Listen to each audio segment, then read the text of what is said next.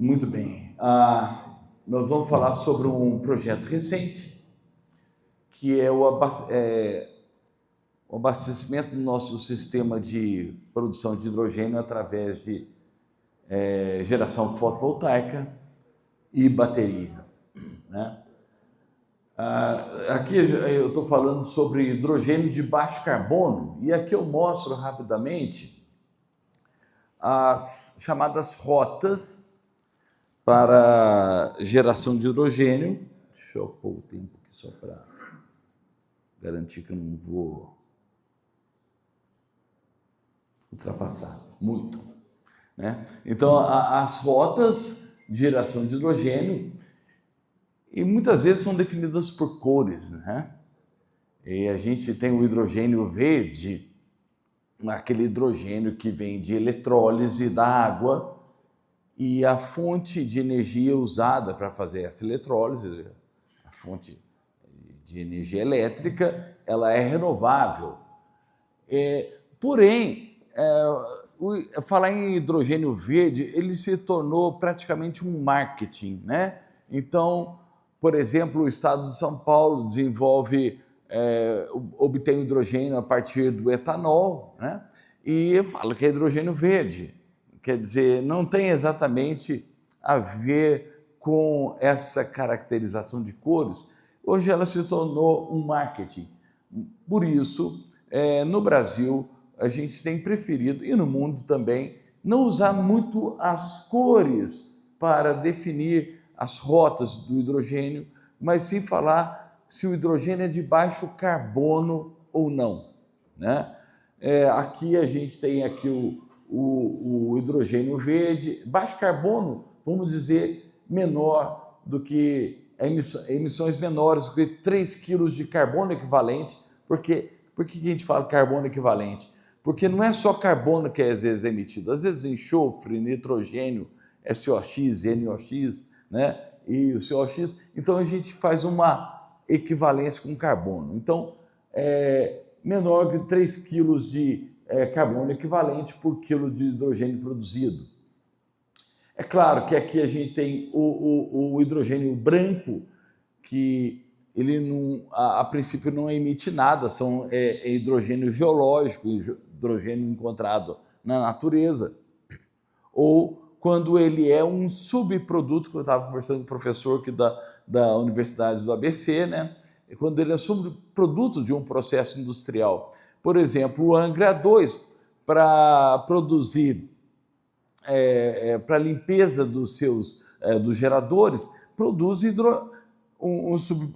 produz lá, não lembro qual que é o produto, mas o hidrogênio é um subproduto e ele é lançado na atmosfera, né? Então a gente pode usar esse hidrogênio como vetor energético.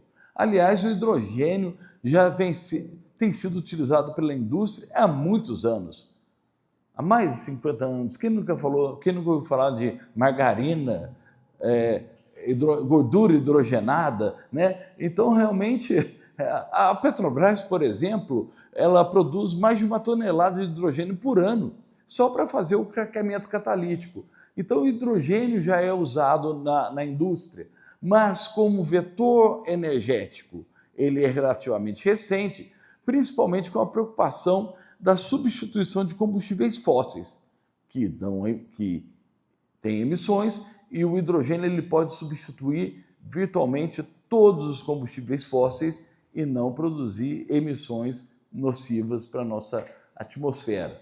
Então, o hidrogênio branco, o pior hidrogênio é esse aqui, oriundo de carvão ou do gás natural. A gente chama o hidrogênio oriundo do gás natural, né? Porque o gás natural é CH4. Então, se você CH4 e mais alguns componentes, a maioria deles CH4. Se você tirar o hidrogênio do CH4, sobra C, e esse é emitido na atmosfera. Aliás, essas rotas aqui, vocês vão ter que lembrar de química, né? Eu sou engenheiro eletricista, mas temos que lembrar de química, porque é tudo na fórmula química. Se tiver hidrogênio na fórmula química, você pode tirar o hidrogênio e vai ter os subprodutos. Porém, aí você vê o hidrogênio cinza tem 11 quilos de carbono equivalente, de CO2 equivalente, mas se você faz a captura, o sequestro ou captura desse carbono, então ele se transforma no hidrogênio azul e ele passa a ter poucas emissões. Né? Lá em Itajubá, nós temos um laboratório que o pessoal da mecânica desenvolve, um laboratório que custou 300 milhões de reais, que trabalha com a captura de carbono no petróleo, no gás natural do pré-sal. Né? Financiado, esses 300 milhões de reais, financiado pelo consórcio de Libra. Então você tem o hidrogênio turquesa, o hidrogênio amarelo, que, por exemplo, é a eletrólise com a eletricidade vinda de usinas nucleares. Desculpa, amarelo é vindo da rede elétrica. Todas as origens, aqui mistura a eletricidade da rede elétrica, você tem o amarelo. O rosa, que é de fontes nucleares, de usinas nucleares. Inclusive, na Europa, há menos de 2 anos, falou que o hidrogênio vindo de fontes nucleares é um hidrogênio limpo, um hidrogênio verde. Então, eles conseguem benefícios com isso. E o hidrogênio verde, cuja a alimentação de uma eletrólise, então, é feita por fontes renováveis, ou seja, quer seja fotovoltaica, eólica, hidrelétrica ou outra que for. Então, alguns anos atrás, uns 2 ou 3 anos atrás, nós recebemos aí um investimento da GIZ da Alemanha de 5 milhões de euros. Nós construímos aqui um centro de pesquisa em hidrogênio aplicado à indústria, quer dizer, o hidrogênio para ser usado na indústria. Esse é o objetivo principal. O pessoal daqui de Juiz de Fora, Moisés, esteve lá em Itajubá e nessa inauguração. Nós temos um container que é de teste de motores de combustão interna. Então, motores de combustão interna, esses motores de carro comum ou de caminhão, ele poderia funcionar com diesel e com hidrogênio, como se fosse um veículo flex. Ele vê qual que é a porcentagem de hidrogênio e de diesel, ele faz o mapeamento do motor automaticamente. Então, a gente aqui nesse container, a gente pode testar motores até, aqui é um motor sob teste, a gente pode testar motores até 600 cavalos aqui. Esse aqui é o nosso dinamômetro. Ele é todo instrumentado de maneira que você pode medir as características do motor de combustão interna. Hoje nós já conseguimos colocar no motor convencional até 20% de hidrogênio de energia, em bases energéticas. 20% de hidrogênio, quer dizer, são 20% a menos de emissões que a gente lança na atmosfera. A inauguração desse centro de pesquisa, com a presença do nosso ministro, Alexandre Silveira, né, e o pessoal da... Bom, aí nós partimos para a produção. Na Universidade Federal de Itajubá, a gente tem aqui a universidade, mas nós temos aqui também uma área de expansão da universidade. São 200 hectares para expandir a nossa universidade. Então, nós resolvemos construir a produção de hidrogênio nessa localidade.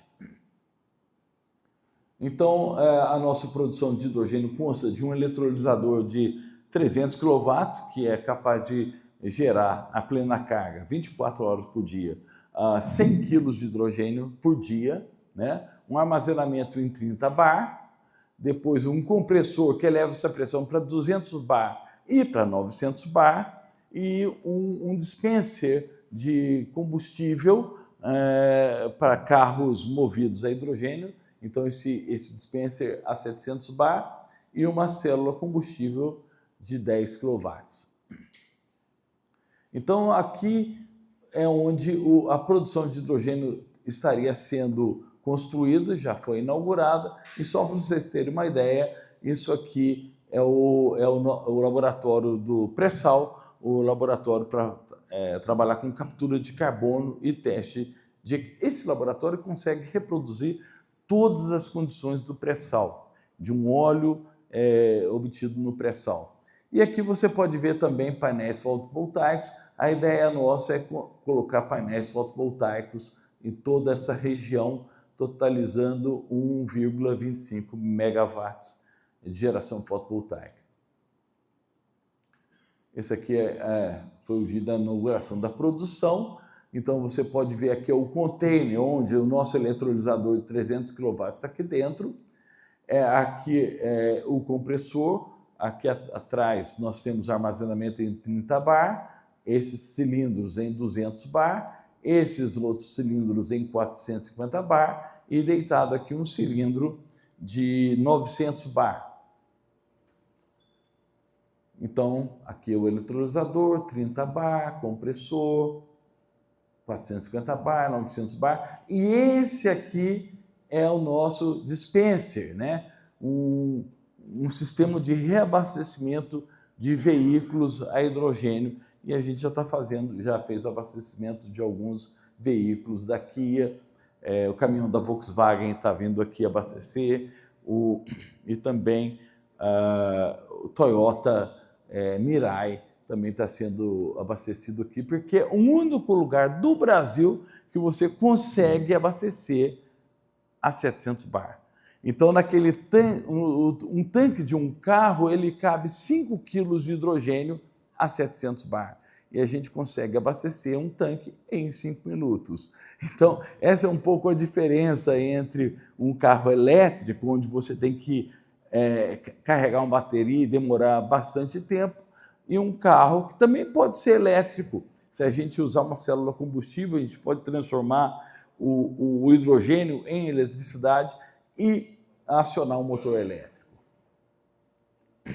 E até nós já ganhamos um prêmio no Chile, né, um prêmio em 2024, ano passado, sobre o nosso sistema de reabastecimento, que é o único na América Latina e Caribe.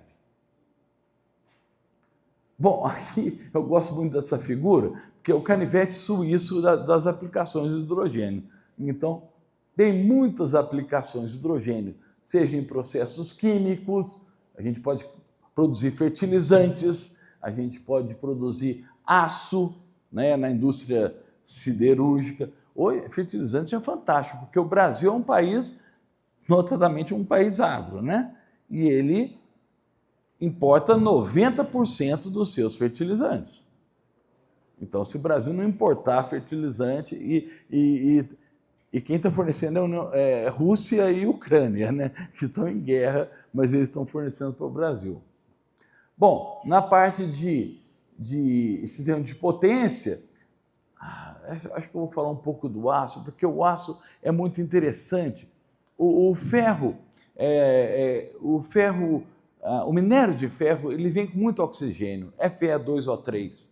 Ele vem com muito oxigênio. Então, você coloca no alto forno e injeta gás natural ou carvão, coque metalúrgico no alto forno para capturar esse oxigênio, e aí você vai ter o ferro gusa, que é um ferro próprio para fazer aço sem a presença do oxigênio. Mas o carbono, se juntando ao oxigênio, é liberado na forma de CO2 no alto forno.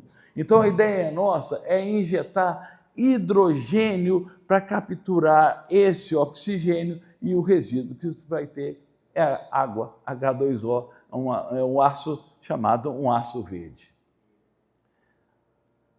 Aqui, na parte de geração de energia elétrica, é uma coisa muito importante que eu falo, é que se a gente usa eletricidade para fazer hidrogênio através do eletrolisador, não é muito inteligente usar esse hidrogênio para gerar eletricidade de novo, porque o rendimento do ciclo é da ordem de 30%.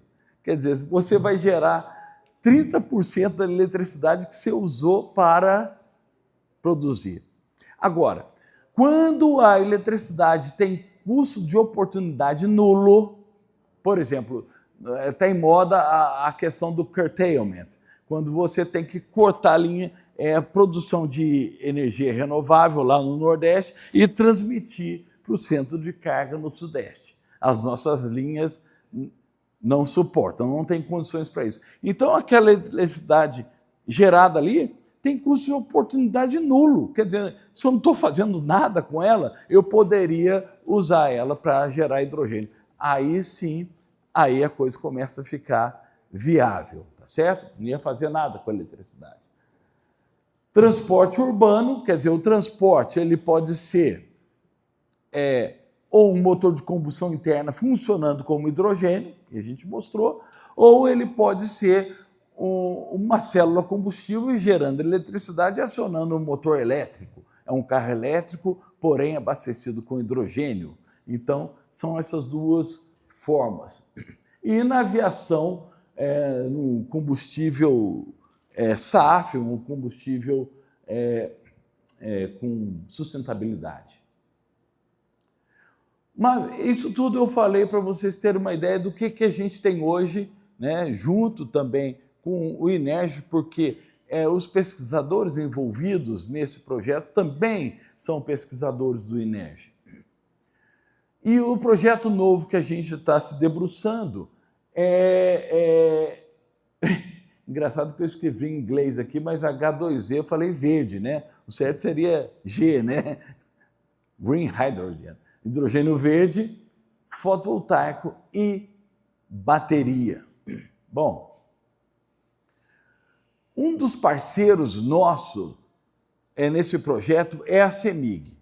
A CEMIG doou para a Unifei uma pequena central hidrelétrica chamada Luiz Dias. É uma central hidrelétrica que gera 1 megawatt médio. E o nosso eletrolisador de 300 kW, com as cargas ao redor do eletrolisador, dá em torno de 400 kW no total. Então, a geração da Luiz Dias viria para a Unifei e alimentaria o nosso eletrolisador, através de uma conversão aqui CA-CC. Porém, hoje, a universidade, em função das necessidades financeiras, a ideia é vender toda a energia gerada pelo Luiz Dias. Aliás, ela vai atender a Unifei e o excedente vai ser vendido. Então, não vai ser mais esse circuito aqui atendendo o nosso eletrolisador, vai ficar prejudicado. Por isso deu origem a esse novo projeto. Nesse novo projeto a gente vai abrir essa chave e a gente recebeu uma doação de painéis fotovoltaicos, 1,25 megawatt pico de eletricidade. Então aqui você tem novamente o conversor AC/DC e o seu fotovoltaico aqui, nesse barramento, alimentando o nosso eletrolisador. Existe um ponto muito importante no fotovoltaico, porque isso aqui é 1,25 megawatt pico DC, e a gente vai colocar num barramento AC. Esse inversor ele tem que ser devidamente projetado. Então, a gente tem a relação DC-AC. Normalmente, vai ter um AC menor do que o DC que você tem aqui. Então, você tem a relação DC-AC do seu inversor. E eu vou fazer uma explicação um pouco mais detalhada nisso logo em seguida. Mas a gente vê também que a gente volta para DC aqui. Por que eu não posso alimentar aqui direto DC? São pontos a serem tratados. A outra questão também é colocar bateria, porque a bateria poderia armazenar a energia dos fotovoltaicos, também diminuir a intermitência da geração fotovoltaica. Obviamente, a gente não consegue gerar de noite, a gente só gera de dia. Se passar uma nuvem, se chover, diminui a geração, isso gera, então, a intermitência. Então, a bateria poderia ajudar também nesse processo, atendendo o fotovoltaico. Porém, a gente vê aqui DC, converte para AC, converte para DC de novo aqui, converte para DC de novo aqui. Puxa vida, esse negócio está problemático. Então, a ideia que a gente fez é um barramento DC e com um inversorzinho, um ajuste entre tensões DC aqui, muito menos do que o inversor. Isso vai trazer para a gente alguns benefícios que eu vou delinear em seguida. E alimentamos o nosso eletrolisador aqui, ou, em última instância, em última análise, também um conversor DC-DC aqui. Ainda continuo com barramento AC, porque tenho cargas em corrente alternada que devem ser alimentadas, motores e outros auxiliares. Bom, então o que a gente tem hoje? Na verdade, no dimensionamento desse inversor, cabe então a gente trabalhar na relação DC-AC. Porque, sabe, se esse fotovoltaico é de 1,25 megawatt pico, não faz sentido eu colocar um inversor aqui de 1,25 megawatts. Por que não faz sentido? Porque, aproximei aqui para um senoide, tá certo? Mas por quê? Porque esse ponto de 1,25 megawatts, aqui é PU, tá? Esse ponto de 1,25 megawatts só acontece uma vez no dia. Só uma vez no dia. Então, não é econômico dimensionar um inversor para trabalhar nesse ponto. Então, o mais comum é você colocar o seu inversor mais abaixo. Então, uma análise econômica vai mostrar qual é o ponto mais adequado e surge, então, a relação DC-AC. Normalmente, essa relação é em torno de 1,2. Pode variar, é claro, mas em torno de 1,2. Você tem um DC 1,2 vezes maior do que o AC que você efetivamente tem na barra de corrente alternada. E essa energia excedente é totalmente perdida. Seria totalmente perdida nessa situação. Aí você ajusta lá o MPPT, você diminui o rendimento do seu sistema fotovoltaico para poder limitar a geração nesse ponto. Essa energia é totalmente perdida. Aqui eu fiz uma continha, né? Se aproximar isso aqui por uma senoide, né? Então, o θ, o ângulo de corte aqui, ele é o arco seno do L, né? Depois eu integro até esse ângulo θ, que depende do L, sobra um retângulo aqui e outra parte aqui desse lado. Então eu fiz o seguinte, olha, eu reparti isso aqui no meio, por isso esses dois aparecem, são duas vezes.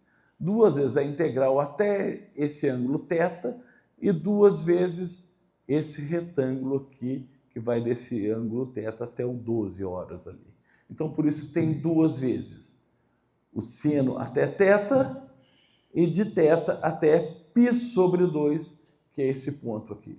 Então, essa aqui é a energia resultante desse processo.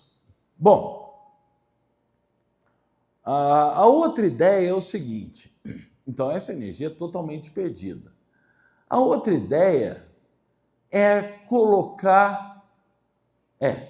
se a gente tem a bateria aqui, essa energia continua sendo perdida. Esse é um problema muito sério. Então, qual que é a solução? Colocar... Esse slide atrapalhou meu slide aqui, mas...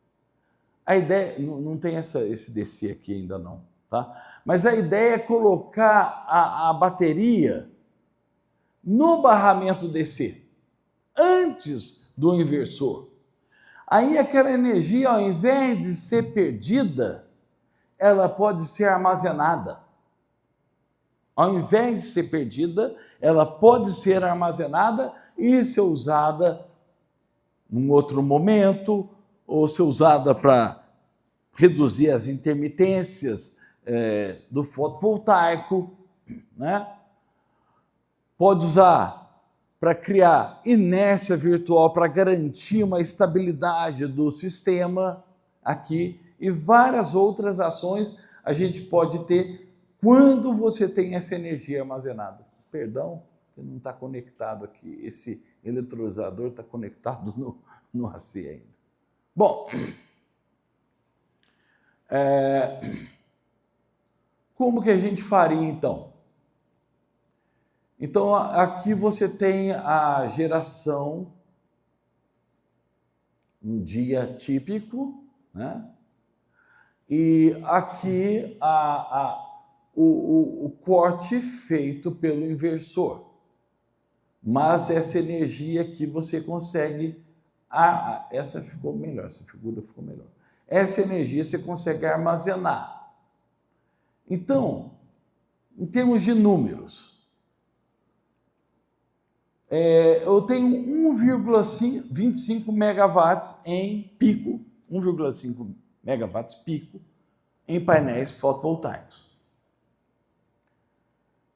Vamos colocar um inversor de 500 quilowatts. Ora, a minha carga é 400 quilowatts. Eu vou colocar 500 para dar uma margem de folga para a gente garantir a estabilidade do sistema. Muitas vezes, né, esse apagão que tem, nós estamos bem felizes, porque, não, feliz como engenheiro eletricista, para estudar, né? Não feliz com o que aconteceu lá. Tal. Mas aconteceu nessa semana um apagão na Península Ibérica. Foi verificado, a causa ainda não está claro, o relatório não está claro. Fizeram um argumento inicialmente para não falar nada, né?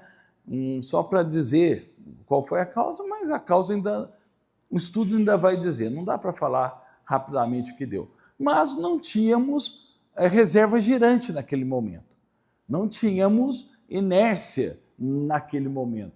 Então, eles vão estudar e vão descobrir a causa. Bom, então, um inversor de 500 kW para dar ali 100 kW a mais do que a carga, uma carga de 400 kW, para garantir uma inércia. E a gente consegue, com esse 1,5 megawatt pico na região de Itajubá, a gente consegue 200 kW médios. Olha que dá 16%. Sai lá na média, se você tiver 1,25 megawatt pico, você vai gerar, na média, 200 kW. Né? Então, com a bateria, você pode armazenar esses 200 kW ao longo das 24 horas e atender essa carga de 500 kW durante até 9 horas. Né? Então, se você armazenar, você pega as 24 horas, você vai ter um período pequeno, 9 horas. Então, isso vai permitir, então, a gente fazer estudos, né, de controle do sistema, a parte de inércia sintética, porque quando a inércia sintética ela funciona quando você despeja potência no sistema elétrico. Funciona você despejando potência no sistema elétrico. É claro que existe uma equação de balanço, né? Duas vezes a constante de inércia é igual ali vezes a derivada da variação de velocidade, que no fundo a gente pode falar como derivada da variação de frequência, porque velocidade e frequência estão bem ligados unicamente pelo número de pares de polos de um gerador. Então, vezes a diferença entre a potência gerada e a potência da carga. Então, o que pode acontecer é essa derivada essa variação da frequência, derivada da variação da frequência com o tempo, é o ROCOF, Rate of Change of Frequency, a taxa de variação da frequência. Então, quando a gente observa um ROCOF acima de um valor admissível, aí a gente entra despejando potência no sistema para que ele ganhe inércia, que no caso é uma inércia sintética, né? Então nós vamos trabalhar com inércia sintética, inversores apropriados, porque isso aqui vai trabalhar de maneira isolada, então tem que ser inversores formadores de rede, né? Esse é um negócio bem interessante, não inversor que segue a rede, mas um inversor que é capaz de formar a rede, né? E testar várias relações DC a C, né? O inversor, a gente vai trabalhar nisso aí para verificar a viabilidade econômica desse processo e assim por diante. Bom, isso é tudo que eu tinha para falar, né, certo? Eu queria agradecer novamente ao INERJ. O INERJ é financiado aí pelo CNPq, pela CAPES, FAPEMIG, as queridas universidades que trabalham em conjunto para que a gente consiga obter os nossos resultados. É uma coisa muito bonita agregar diferentes universidades para obter resultados, e é um trabalho hercúleo aí. Então tá as redes sociais do INERJ, e aqui também um QR Code aqui, né, com a minha, ligando o meu LinkedIn aqui, ok? Então, pessoal, muito obrigado.